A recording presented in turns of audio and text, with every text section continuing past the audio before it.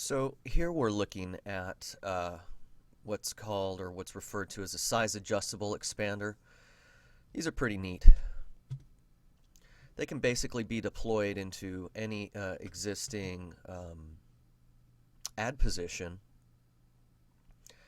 and even for basic ads, it doesn't matter. And once they come into rotation, they have the ability to change size, which obviously offers a little more options and opportunity for advertising.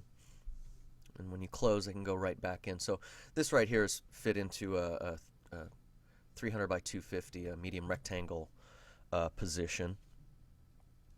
You see it floats, so it doesn't really push content. It floats above it. And by default, this is actually left justified. So let's go ahead and look at the ad script here and see how this thing works.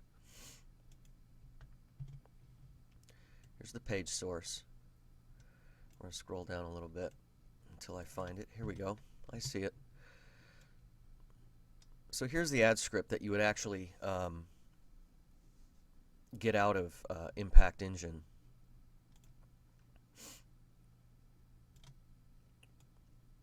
Okay. And you'll notice basically this is where the ad tag, the server tag, is going to go.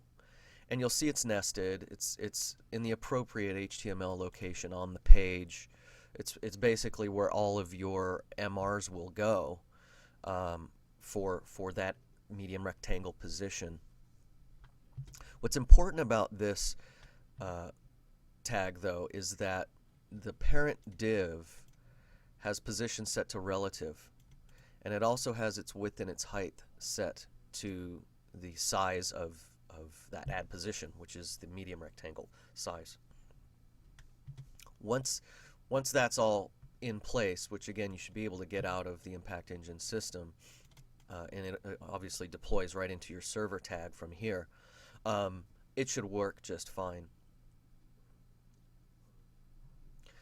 Depending on certain CSS considerations or HTML layout considerations, you may have to set a float attribute in here to float to the right, but typically that shouldn't have to happen. It should be just a pretty straightforward grab the code or grab the script and put it in. Of course, you always want to make sure it's working correctly on a test page or something before you go live with it. But once you're sure the ad's working, then it should work across the board. This ad works essentially by manipulating an HTML div. It expands the div actually to it expands it to the left and down, and then as the ad collapses, it collapses the div. And this position relative is what makes it possible for it to stay in place in that MR position location on the page and yet still float on top of the content and not, move any of the content around on the page. This unit follows, IAB polite standards when loading data and content, and by default it waits for the HTML onload event before loading or rendering. But that's just a default. That can be changed as well when you go get the script. There's just a setting for that. You can change it easily there.